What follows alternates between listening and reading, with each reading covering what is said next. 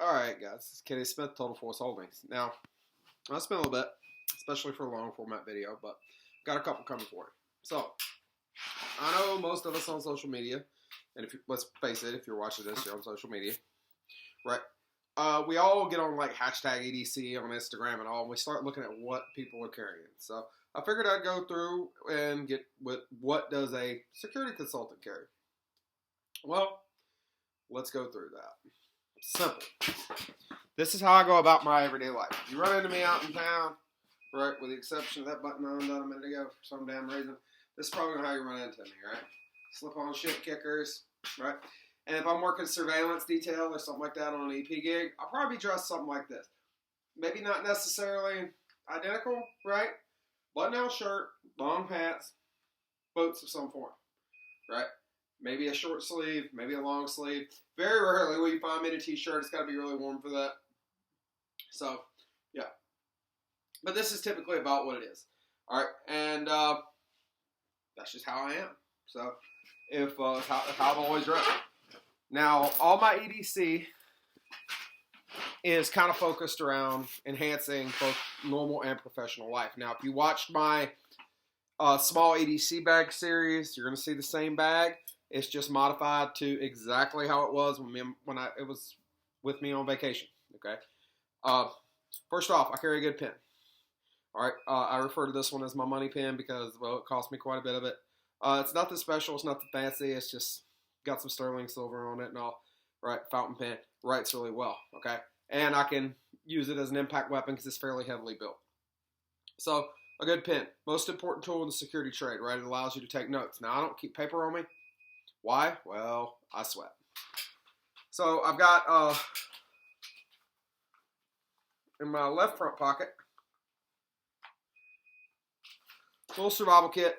Okay, I'm not going to go all the way through these. I'll do separate videos on them later. All right, I've got a little well, fuck it, yeah, I will. I've got a little survival kit here. Ranger band works really good as an accelerant for your fire. This is from Hard Case Survival. Glint square, just for reflecting night vision. Some of my friends do use that. I do too at times. Kevlar thread. Handcuff key. One of the things I learned in the security trade is I lose handcuff keys pretty well. Like, I'm pretty good at it. Not a good thing, but I'm good at losing them. Ferro rod. Rubber covered. Infrared chem light, and I'm trying not to go ahead and snap it. The rubber on there allows me to control how much light I'm letting out when it's cracked.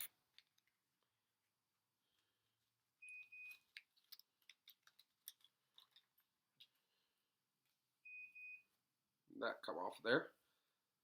Signal mirror with protective film and a solace panel on the back of it. And like I said, what you see clear there, that's just the protective film coming off. Small lockpick set. All right. Nothing special, nothing fancy. Right. Just a small lockpick set. Right. Whether I'm on the job or not, that allows me to get in and out of places. Right. Where for whatever reason. Okay. All kind of legal reasons. Put it this way, if breaking your lock and opening your lock without your permission is what saves my life, that's an easy choice to make. There's just a few different bypass tools in here, including one for combination locks, which I'll show you here in just a second. I'm trying not to strow these everywhere. There we go. That's for certain types of combination lock. That's from SAP gear, as is that ceramic razor blade. So, just a little pocket survival kit there. Signal mirror back on top. Pick, thread, chem light, ferro rod, glint square, cuff key. All right, now this one is as it was packed with one addition from TRS Survival, and I keep these bound together with a Ranger band. That's got some little fittings for tying fishing flies and all.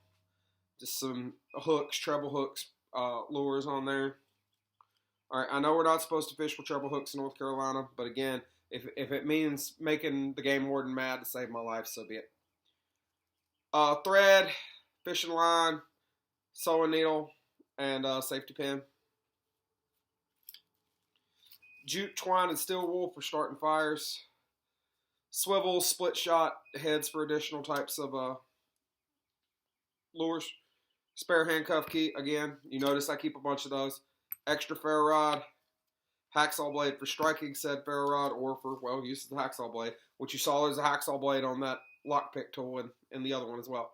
And a scalpel blade for cutting tasks that might be a little much for the ceramic razor blade in the other one, but aren't necessarily something I'd want to use a full-on knife on. And there's all kinds of reasons that you might be in that position. So basically think of it as just an extra, like, fine cutting tool for small tasks. So I keep that in there. I keep these banded together like so. Right, don't take up much space. Right, not very big, but a lot of capability. Also in that pocket, I keep my last-ditch fighting knife. Right, this is from Phil Elmore. You notice he's got the sheath done up so it snags on the pocket. It's a Victorinox fruit knife with a choil for reverse grip edge and fighting. I can use this for a covert draw by getting a finger in there and in that choil. Right, pop it up, catch it on, snap it forward, get it out of the sheath when it comes out of the pocket on the way. So, interesting little deal there. Flashlight. I always believe in having handheld flashlight. Streamlight Micro Stream, 5 lumen low, 250 lumen high. These things are extremely tough. When I was running heavy equipment, I ran this one over with a bulldozer, and I had to cut the charging collar off of it to get it to where I could recharge it again. I just had to cut it off and threw a charger in it, boom, right back to normal. So, two-way pocket clip, right? I mean, what else can I say? It's a small, bright light. My back left pocket is normally where my phone would be, unless I'm doing an EP gig and I'm in close proximity to the client, in which case it would have like velo or something like that. That way I can continue to get my nicotine fix without doing so in a way that brings attention negatively to the client. I do vape when I'm not using that. Again, that allows me to be near an EP client without smelling like an ashtray. Continuing around, before I get to my wallet, we've got my keys. Now, obviously, keys are keys. All right, I got a handcuff key on there. I've got photon micro light, and aside from my regular everyday keys, I've got some heavy equipment keys. These are for John Deere tractors, and that's for Caterpillar. And the reason for that is in an in extremis situation, most of your heavy equipment is key to like. So I can get some transportation that way if I need to in a pinch. And again, I used to be a heavy equipment operator, so it makes sense that I still have heavy equipment keys. All right, I've got the ASP Key Defender Kubotan with 4 grams of OC on the inside, giving me some less lethal irritant and the ability to use a Kubotan. Also attached to that, I keep a monkey fist on there so I can up the ante on the impact weapon side if I need to. Right. One other thing I'm going to go into, I wear this around my neck. This is from Stately Asset Protection. This is the APEC. Right. It's made out of Kevlar. As you saw, it's on a quick disconnect. I've got a glass breaker bead in there. I've got to find a way to get that loose. It's not really hurting anything being stuck in there, but I'd like to have the functionality. Spare handcuff key, handcuff shim, and a green chem light so I can catch this between my fingers, crack that chem light, and use this for a chem light buzzsaw, and I'm doing it shorter. Even with that little chem light, you can see that from a good long way away. So aside from use as a saw, use as a garrote, if I stick some various things right in these slides right here, and carrying escape tools, this is a pretty interesting tool. You can do a lot with it. All right, in my wallet, I do keep tools in my wallet. No, y'all don't need to see everything that's in my wallet, but first things first, I keep a small multi-tool. Right, I've got a crimper, wire cutters, conventional pliers, and needle nose. Don't ask me the name of this thing, I couldn't tell you. Flathead screwdriver and a Phillips head screwdriver. I've got those on there. All right, also in here, I keep a Wallet Ninja, bottle opener, can opener, a couple different types of flathead screwdrivers. You can do all kinds of stuff you can figure out how to do with this thing. Right, a little bit of a ruler on it, and I can use it as a phone stand because content creator, in addition to all of this kind of stuff, right?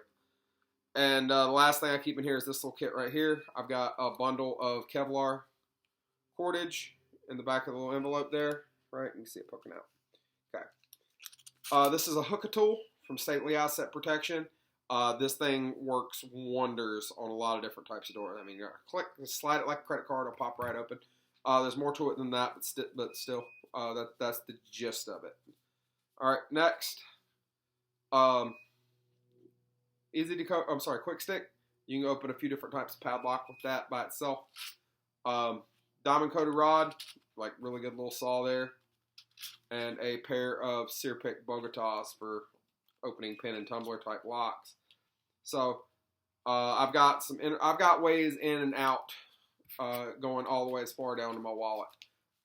Yeah, and like I said, I keep a few tools in there, and I think it's important to have tools spread out across you. That way, if they're found for whatever reason, there is a lesser likelihood of all of them being found. All right, the right front pocket is mostly personal stuff. Nothing really that affects anything in the community there. All right, I do keep a Zippo. I am keeping some of the engravings to myself, but they're not bad or anything. They're just like sensitive stuff. So like nothing great. Like I mean, one's my call sign and the other one's just a marking. Like it's a Spartan Lambda. So Zippo lighter, I got to get some fuel in it, but all kind of things you can do with that. Obviously start fires. It's a good conversation breaker. Think of it as what Ed Calderon refers to as a social lubricant, right?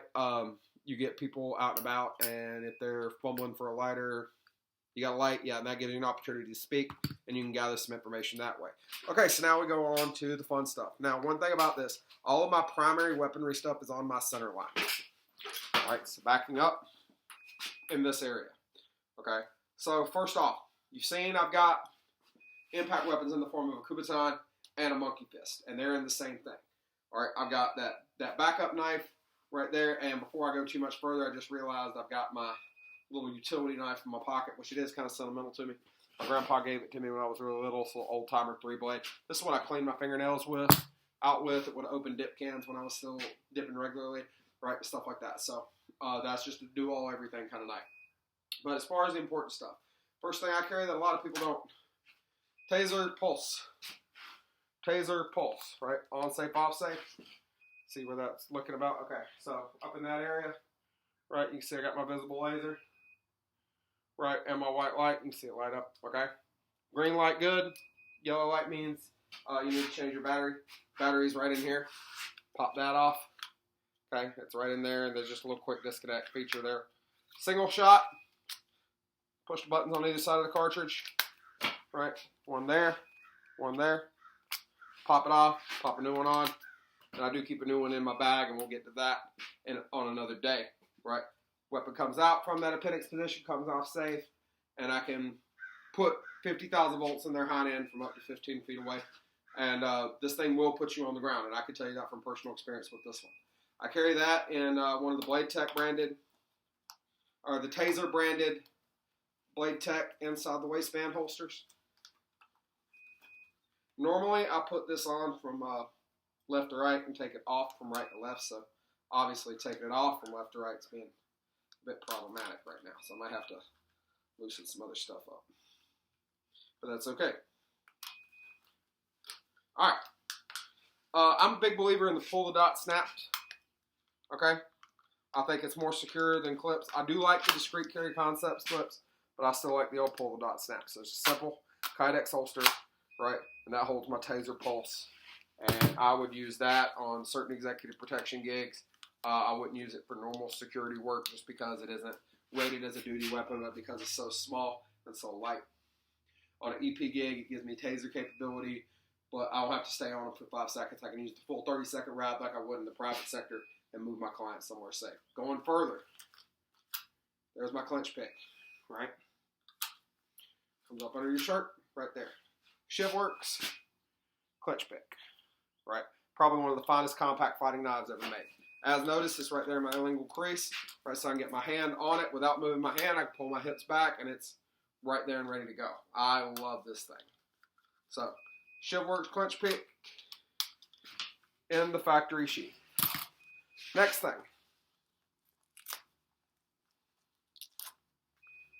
Glock 17 mag in a Mastermind Tactics inside the waistband pouch. Ammunition. Winchester Ranger RA9TA 127 grain T series 9mm plus P plus. Continuing. Right. Also in a Mastermind Tactics pouch, North American Rescue Cap. Pretty sure that's a Gen 7. Alright. I know it's legit North American Rescue. I bought it direct from them. So, next thing. The one everyone wants to talk about that YouTube hates. First off, we're going to talk about the holster. Safariland, inside the waistband, grip locking system, right? I modified it. I took the plastic clip off because I fucking hate plastic clips. The only clip worth a damn on a holster is from Discreet Carry Concepts. All other clips suck ass. So I put a soft loop, which I've already mentioned is my preference. I just screwed a soft loop in there and called it good, and it's worked out quite well. All right. Again, we know YouTube doesn't like this kind of thing, so that's where I host my videos for Patreon. So guess what? We'll see how this goes. All right.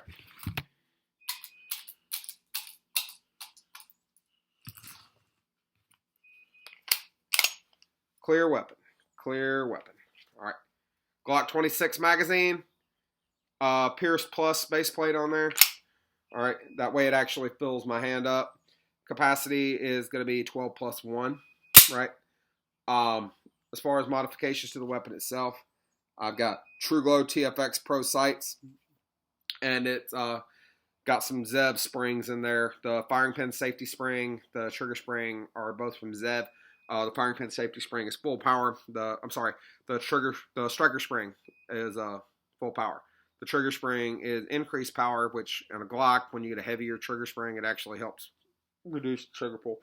So I've got the heavier trigger spring, the factory weight firing pin spring, and a lighter weight firing pin safety spring. So I got a trigger pull of about 4.5 pounds on this thing. It's a little bit lighter than factory and a lot smoother, but still plenty safe for duty use. All right, this one is cut down to Glock 26 length, right? But it is in fact a Glock 19C.